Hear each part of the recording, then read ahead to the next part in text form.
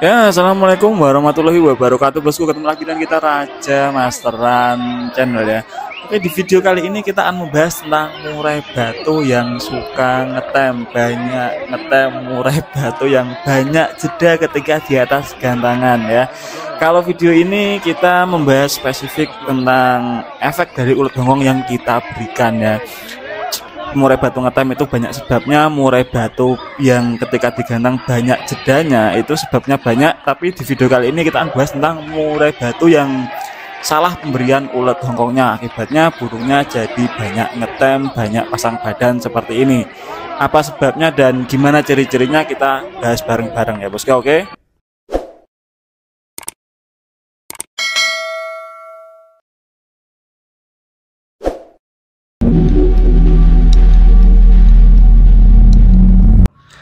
Nah, pasti sampean pada bertanya-tanya, katanya kemarin ulet hongkong bikin ngotot, kok sekarang bikin ngetem, yang benar yang mana mas? Nah, pasti seperti itu kan, kita akan kupas tuntas ya, saya sabar ya. Kenapa saya sampaikan ulet hongkong ini bisa mengakibatkan murai batu kita malah jadi banyak ngetem, banyak jeda ketika di atas gantangan. Ini bisa terjadi ketika burung kita ini terlalu banyak mengonsumsi ulet hongkong ya bos ya. Kenapa demikian? Karena satu, perlu diketahui juga sifat ulet hongkong itu yang sedikit panas ya. Kalau burung kita makannya banyak, ya jadi sangat panas ya bos ya. Nah, ketika burung sangat panas itu suhu tubuhnya, apalagi burung yang karakternya memang dasarnya burung tipikal panas yang nggak betah dijemur lama-lama, itu ketika kita kasih ulet hongkong terlalu banyak, itu biasanya burung malah banyak jeda, banyak pasang badannya, banyak mangap biasanya sambil pasang badan ya bos ya, sambil toleh-toleh seperti itu. Nah, kalau burung kita ini tipe dingin, kalau ulet hongkongnya kebanyakan, itu biasanya malah jedanya sambil gesek paruh di tangkringan. Seperti itu juga sering terjadi, seperti di awal video tadi ya bos ya. Kenapa demikian? Kalau burung tipikal dingin itu, ketika kita kan sudah menyadari kalau burung murai batu kita ini karakternya tipikal dingin, alhasil kita memutuskan untuk memberikan ulet hongkong yang jumlahnya sedikit banyak lah, dengan harapan suhu tubuhnya naik dan emosi bisa tercapai. Yang terjadi, yang kita berikan tadi itu menurut kita cukup lumayan untuk menaikkan suhu tubuhnya, tapi terkadang bagi burung itu berlebihan ya bos ya. Sifat ulet hongkong yang banyak lemak itu, kandungan lemaknya kan lumayan banyak ulet hongkong dibandingkan jangkrik, itu ulet hongkong lebih banyak kandungan lemaknya ya bos ya. Jadi ketika burung kita mengonsumsi lemak yang berlebih, sedangkan burung kita ini secara fisik kurang fit lah, kurang bagus lah, kurang umbar, kurang jemur lama, itu dia malah akan menumpuk ya bos ya, malah menghambat sistem metabolisme tubuhnya tadi. Alhasil kita stot jangkriknya nggak bisa dicerna sempurna, misal kita tambah kroto juga nggak bisa dicerna dengan sempurna, malah melambat lah.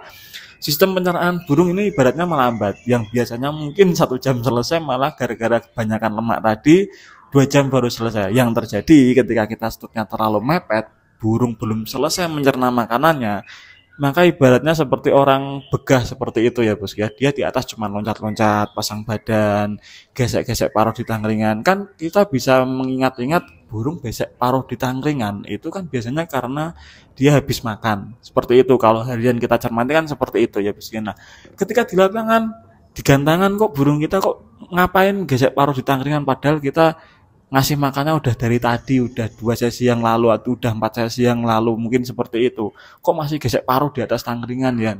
Pencernaan burung kita ini cepat atau enggak? Itu pertama. Yang kedua, mungkin burung kita belum selesai mencerna stot F terakhir yang kita berikan, itu juga bisa ya. Tetapi di sini yang saya tekankan adalah ulet hongkong. Ulet hongkong memang bagus untuk menambah suhu tubuh burung supaya emosi lebih gampang tersulut atau lebih gampang naiknya murai batu kita, dan diharapkan burung menjadi lebih ngotot.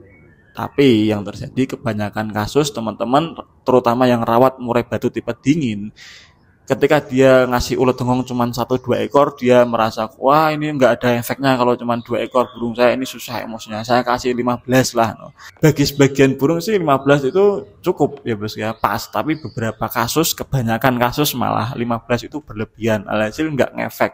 Bukannya sebetulnya ngefek, cuman agak lambat pencernaannya. Mungkin sampai rumah setelah gantang burung baru emosi. Itu sering sekali terjadi ya bos ya, kasus seperti itu. Maka dari itu di sini saya tekankan teman-teman itu kalau kasih ulet dongong boleh saja, asal jangan berlebihan. Kalau saya pribadi itu maksimal 2-3 ekor lah. Kalau memang sangat-sangat susah emosinya, sangat-sangat lambat naiknya emosinya, itu biasanya saya kasih 5. Itu pun saya biasanya ngasihnya dari rumah ya bos ya.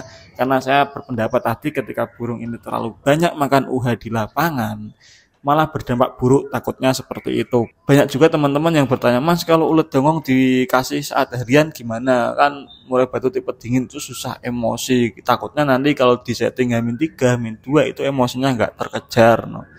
Ya kalau ulet dongong dipakai untuk harian, saya pribadi kurang merekomendasikan ya bos ya. Kenapa kok demikian? Padahal kan sama-sama extra fooding mas, sama-sama ada vitaminnya. Ya memang betul, tetapi karena hal lemak yang tinggi tadi dalam ulet dongong itu kandungannya lebih banyak lemaknya tadi, itu saya takutnya burung kalau harian mengonsumsi ulet dongong berlebihan, katakanlah pagi 5, sore 5, itu setiap hari dimakan burung, ditakutkan nanti lemak di tubuh burung ini menumpuk ya bos ya. Apalagi kalau burung kita kurang jemur, kurang umbar, itu kan repot. Nah, ketika burung kita berlemak kan tahu sendiri efeknya, ngembang bulu, malah jadi kurang gacor. Padahal kan tujuan kita ngasih ulet dongong saat harian itu kan tujuannya supaya burung naik emosinya, tapi yang terjadi malah burung ngembang bulu nggak gacoran, repot ya bos ya. Maka dari itu saya menyarankan ulet dongong itu maksimal diberikan di H-1 hari lomba lah. Nggak perlu kita harian kasih ulet dongong. Nah terus tujuan kita apa sih rawat burung lomba kok harian dibikin gacor? Kalau saya pribadi malah burung lomba harian sebaiknya diem saja, itu lebih bagus, tenaga lebih tersimpan, jadi ketika ketemu lawan dia bisa maksimal tarungnya ya bos ya, malah mau ngotot karena dia nggak banyak tenaga yang terbuang sia-sia ketika di rumah. Kalau tapi banyak teman-teman yang komen, Mas saya pengen itu burung hariannya gacor di rumah, bongkar materi, digantang juga demikian. Ya ada beberapa karakter burung yang seperti itu ya bisa, tapi nggak banyak. Dari 10 burung itu cuma 2 yang seperti itu, harian di rumah gacor bongkar materi, di lapangan pun bagus. Kebanyakan ketika burung di rumah itu gacor bongkar materi, ketika digandang malah nggak mau ngotot ya bos ya.